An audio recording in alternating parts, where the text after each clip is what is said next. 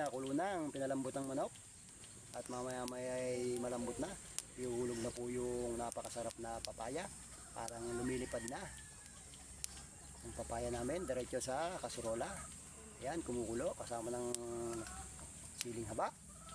At saka luyang matapang. Nag-aabang na po si Jonel. Yung lalambot ang manok. Pakat ko rin.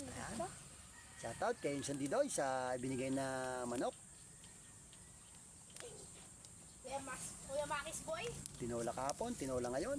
Sinampalukan kahapon. Tuyo ka na ba eh?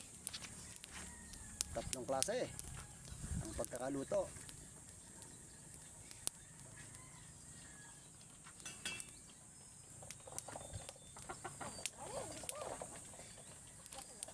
Sabi, uy.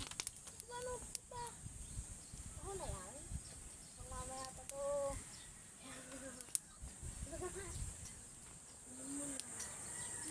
Montat.